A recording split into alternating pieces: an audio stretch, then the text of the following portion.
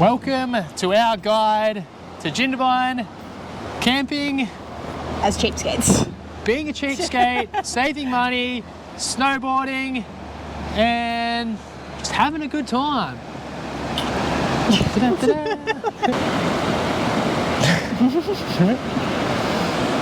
Shopping, food, spending money, Perisher, Jindabyne, surrounding areas. So the Woolworths in Jindabyne is probably the busiest, most unstocked Woolworths I've ever been in my life. It's like the lines are like pretty much other end of the out store. the door, so you might as well grab your milk at the very back of the store and you're already in line.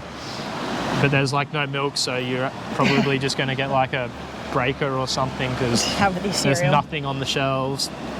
So go shopping if you can.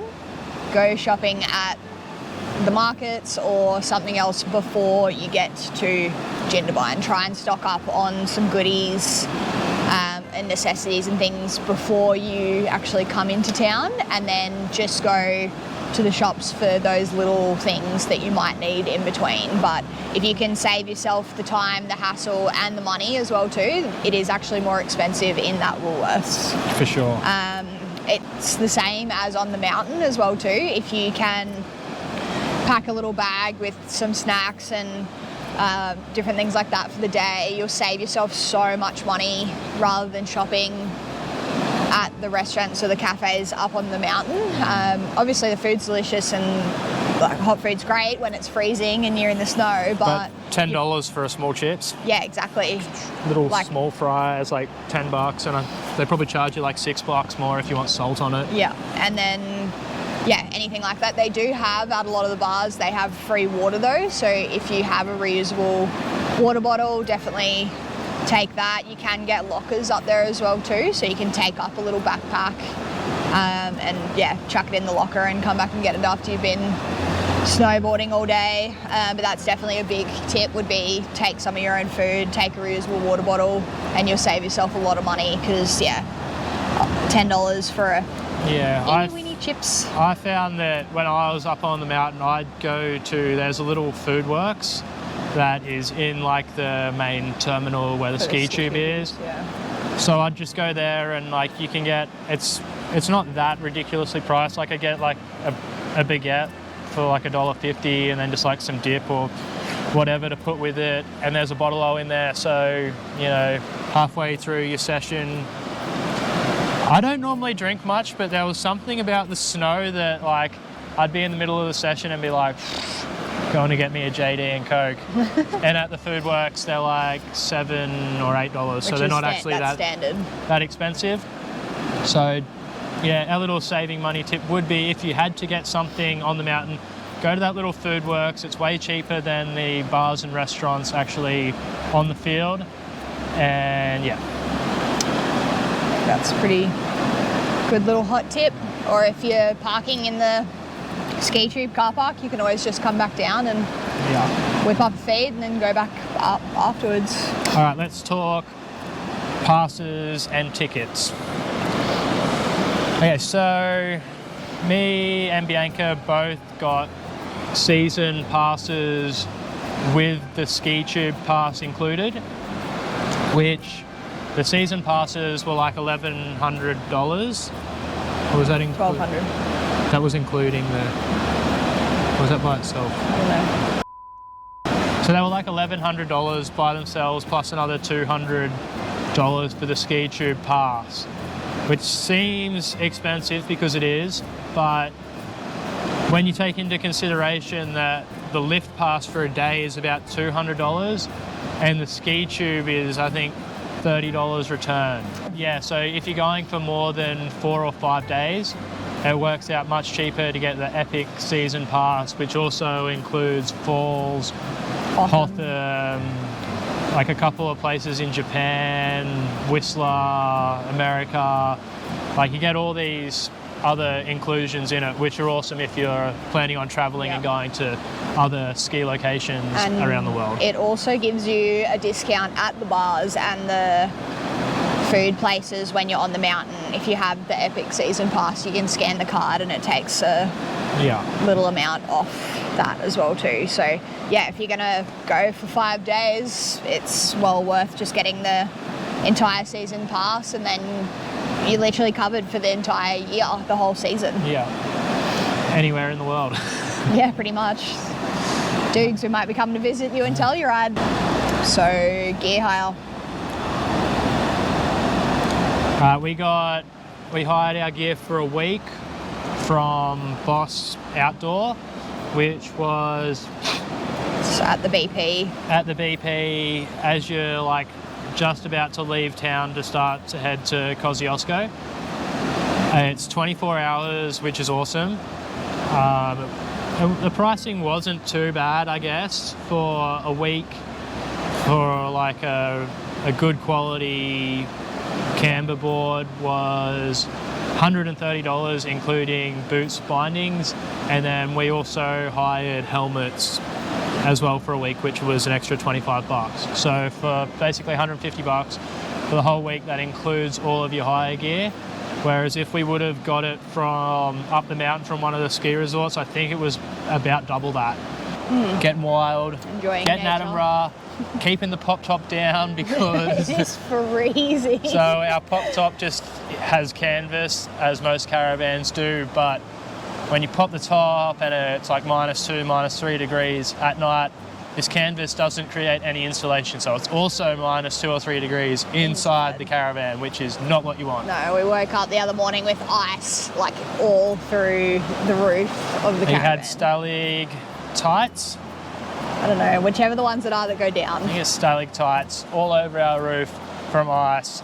So yeah, you're gonna want a really, really good sleeping bag. We went to BCF and got the Wanderer double, it's like -3 degrees sleeping bag, super thick, it's super fluffy.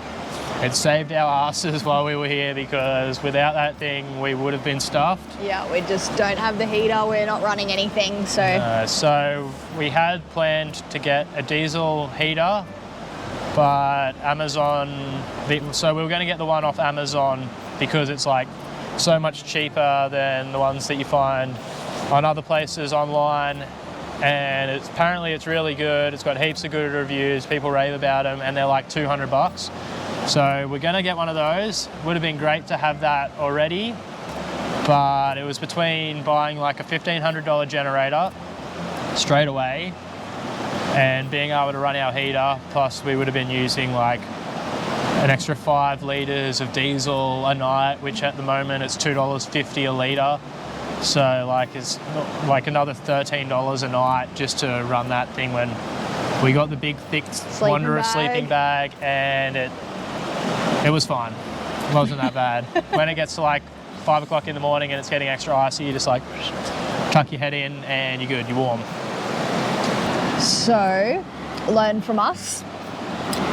We kind of just winged this trip, which was part of the fun, but there was a few things that we would probably just have beforehand or maybe do it slightly differently. A couple of those things were because we are living off-grid and not staying in town really or somewhere with washing facilities.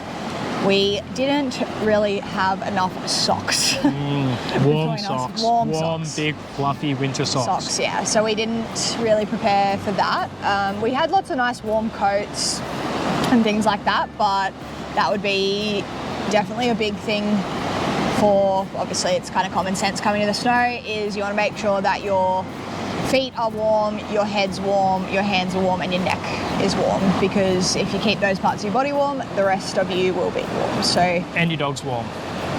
Yeah. Snowboarding. Let's talk about snowboarding. So my first time ever seeing the snow, being near the snow, being in minus degrees, which was quite a bit of a shock, but you know, I adjusted. You've done really well. Got a lot of warm gear, so I've basically been completely rugged up the whole time, or in the sleeping bag. So we thought it would be Snoopy that would not want to get out of bed when it's cold. But as you can see, it's Paul. Bianca's in bed still. Yeah. But Bianca's second-ish time. I've been to the snow a few times before, but this is my second time snowboarding. First time snowboarding, I had a dislocated knee, so I don't even know if you'd really call it a first time snowboarding, but how'd you go? Each day I gradually got better. The first kind of day or two was just getting used to riding down the hill and not crashing and basically learning how to fall. So the last few days I kind of progressed more to doing like ollies and pops and 360s and trying to ride switch a lot, because once I started trying to hit rails and ramps, I realized that it's equally important to be as good goofy as regular when riding boxes and kickers. So I ended up practicing that a lot, and then once I kind of perfected at a very amateur level riding switch, popping and 360s and all that kind of came a lot easier. So how did your snowboarding go? Yeah, it was good. I was ripping. Cool. Yeah, I don't pick things up quite as quickly as Paul does, but I was doing well. Falling a lot less by the last day. So, yeah, had heaps of fun. It was a great time. I'm going to stop you right there because I have a very important fashion announcement to make. Okay. I'm going to just draw everyone's attention real quick to how good I look in thongs and socks. Look at this, eh? That is the height of fashion. It's the Aussie slipper right there. All right, so that's about the end of our little Jindabyne adventure. I got one more afternoon here before tonight. We're gonna head back to the coast, try and find some waves, try and defrost a bit, try and get a bit of washing done, cleaning, editing. You can do your bit of droning and then we can go to the schnappery. The schnappery? The schnappery.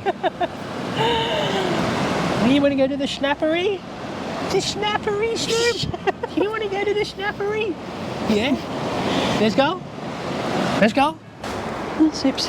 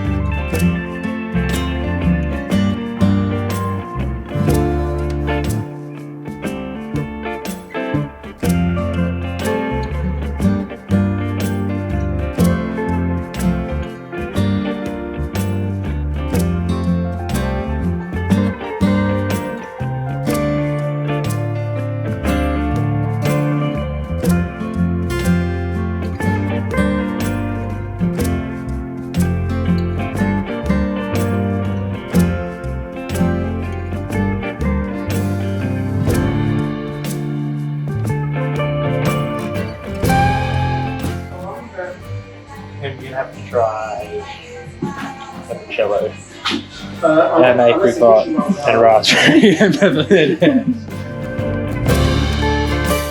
Sour apple. 91, 92. How they work that out? Oh, they match this. Oh, it's so good. It tastes like zombie juice. Oh, I see. Brush it off. We couldn't pick, so we got all four. Box of goodies. Right, let's roll. Thanks again. Thanks, guys. See ya. See ya.